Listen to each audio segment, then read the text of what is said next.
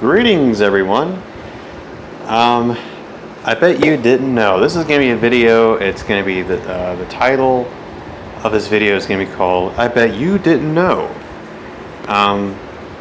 There's a band, of course, in the '60s that were kind of the inventors of the whole American British.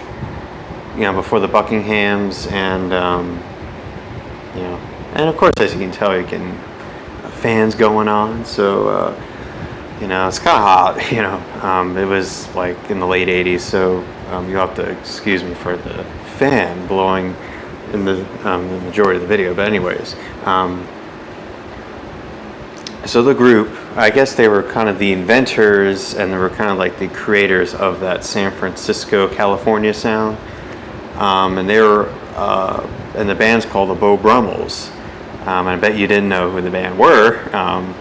Well, maybe some of you out there may probably know anyone that, knows the whole shebang catalog or discography of, bands and whatnot. And, one of them is the Beau Brummels. They had the two big hits, Laugh, Laugh, I Thought I'd Die, and I Cried Just a Little 'Cause I Heard You. Those songs, Laugh, Laugh, and Just a Little, those were the two kind of big hits they kind of had. And then they were kind of done. I mean, they weren't really around. They weren't really like so popular after that. They had their first album called Introducing the Beau Brummels. Believe it or not, it was actually produced by, which later would be very successful and very big in the later 60s with Sly and the Family Stone. Sly Stone. He produced the first two albums for the Beau Brummels. Or the first two albums. Then they had a third album. Then they had an album called the Beau Brummels '66, which was a covers album with a bunch of hits that kind of were kind of big at that time, 65, 66. But the core members, or at least one of the original core member is Sal Valentino. He was a San Francisco born and raised. Native, and they were made up of five guys. They were kind of like a group that kind of just shrunk and shrunk and shrunk. Once they got to the last of the years there, they were only down to two guys. And just a year ago, I looked up. I was kind of curious to know what who and what were in the band, like what was the whole band history, and they had a good few of albums shortly after the first two albums that they had, and they had two albums that were actually really good, and they seemed to be almost like very lost. I would say they're very underrated for sure. These are almost like lost gems. You know what I mean? Another pair of guys, or at least, two-guy duo, band, whatever, if you will, are Chad and Jeremy. They had the album of Cabbages and Kings from 1967 and The Ark. So these guys are kind of like that too, because those guys were pretty popular with, Yesterday's Gone and The Summer Song. They were pretty popular with those two hits, and I might probably eventually do a discography video on them. Do maybe not a ranking, but just kind of talk about their albums. But these guys are exactly the same. And just yesterday I got this. I think last year I listened to both of these albums. I wasn't quite I wasn't really kind of open to it because I didn't feel like it kind of took me a couple listens to kind of really get into this. But yeah, these two last albums that they had, one of them, they were actually a trio, kind of towards the end. They were a trio, and then they were a duo with their last album. And they were kind of cutting band members anyways after their first two albums. And I think they were just down to 4 members, I think, or 5. Or I think there was only, originally there was 6, 7 members. Then it got cut to 5 or 4 by the Beau Brummels '66. And like I said, these are very underrated. Maybe these are albums that you should check out because these are just absolutely brilliant. They're folk, at least with this one here, where they were a trio. With Sal Valentino being the core guy all the way until the end. This two of them, one's called Triangle, one's called Bradley's Barn, and this is what I picked up yesterday, and I believe this is a picture of them from '67. This is gorgeous. This is brilliant. If you're a fan of that kind of style, like folk, psychedelia, kind of like country, perhaps. There's a lot of country mixed in a little bit, and I really love this booklet too because it really explains, at least it kind of tells a little bit of the history behind like,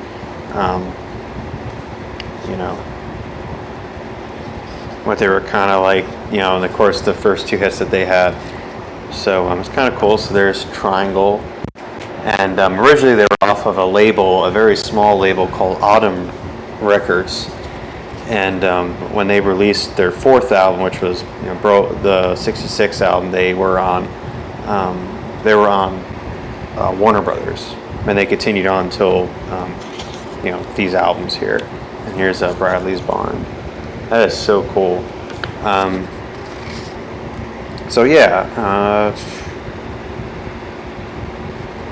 So on the Triangle, there's a lot of because I think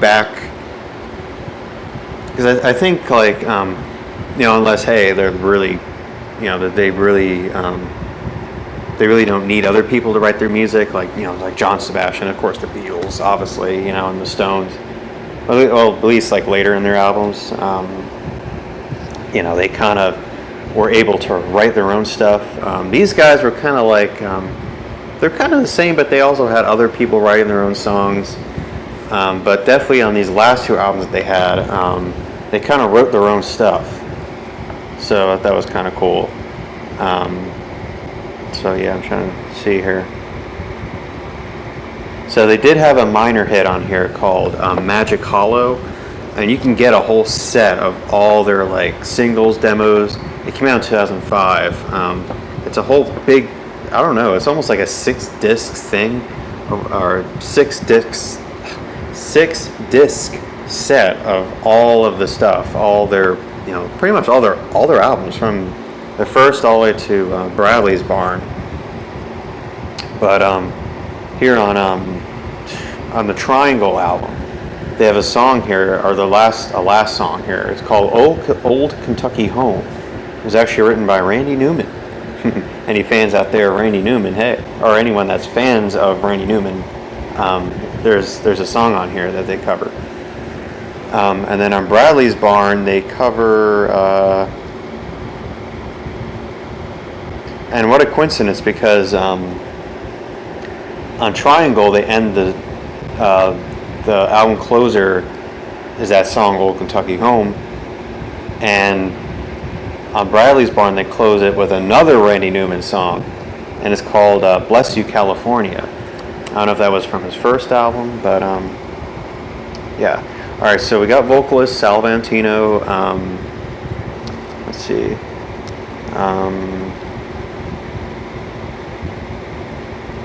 There's some other like core members, some other I think. Oh, Ron Elliott. Ron Elliott's the other member, and some other guy too. Yeah, so they were a pretty big group, and then it's so funny how they just shrunk until their last album, which is weird. And what's really interesting about Bradley's Barn is that it almost has that because I was reading his stuff a lot on these two albums, and the vocalist Sal, a lot of people say that he sounds exactly like Bob Dylan during the Wesley Harding Nashville Skyline period. And I kind of hear that a little bit, I think that's kind of interesting. Like if you want to ever read upon that, if you ever want to read on the group or whatever, yeah. A lot of people say he sounds like, and I think these guys were pretty inspired by Dylan anyways, when he was going towards more of that country period, the Nashville, or first Wesley Harding and then Nashville. But you got so many people on here, on the Bradley's Barn for sure. On bass, you got Carol Kay. She is an amazing studio musician. Sorry. She was part of the whole Wrecking Crew. She was like a core member of the Wrecking Crew, and she plays almost all the bass parts on Bradley's Barn. And I think Triangle. Yeah. I'm trying to read on here too as well. Kenny Buttrey. Oh, if you don't know that name, he played drums on Blonde on Blonde, and he played drums on Nashville Skyline. Hey, that was kind of interesting. So yeah, a lot of folks on here, and Jerry Reed on guitar too. He's a good one as well. So yeah, this is really good. These two albums right here are absolutely great, and I'll see if I can maybe someday or whatever in another video maybe do an analysis review maybe on some of these some of the track or some of the album tracks. But I'm just gonna list a couple of songs that really caught my ear. The opening track, "Are You Happy?" This is Triangle from '67. Yeah, this is a really good song. It's really kind of country and very country vein folk.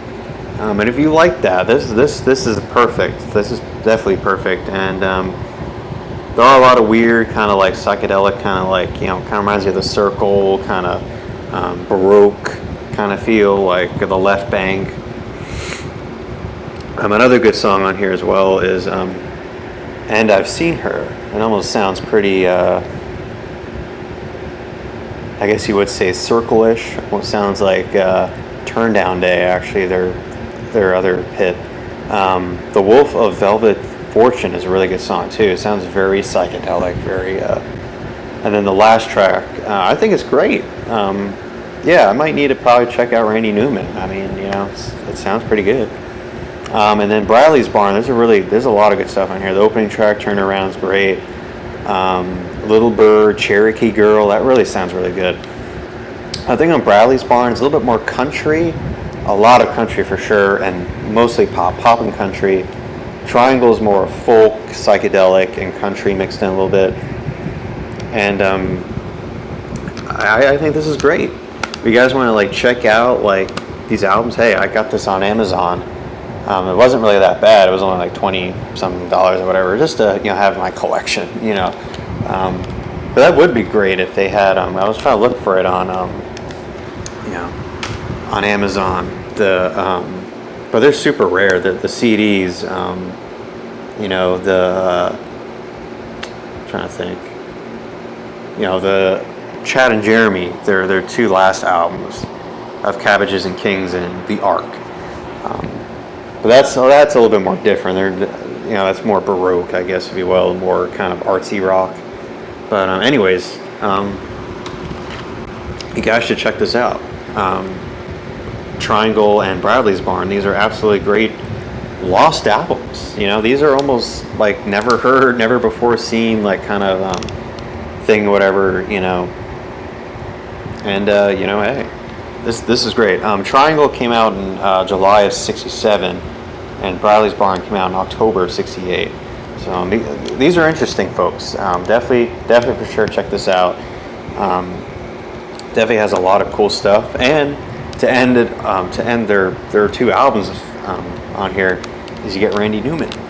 So if you like Randy Newman, you would definitely like for that album for sure. So yeah, you guys want to check out at least those two albums. Their earlier albums are pretty good too. I definitely liked their debuts, obviously for the time. So hey, the Adventures. It's so funny to think that they were kind of like the sound, the new sound, if you will.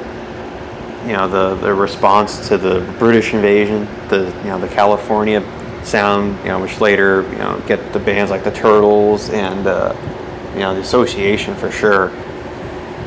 But it's so funny how these guys just have It's so funny to think their last two albums, like no one, I mean, they're just never heard of, possibly never have been listened to, So anyways, thank you guys for watching, and hey, if you haven't already, or at least, hey, give it a try. Listen to these. These are great. All right, guys, take care. Bye-bye.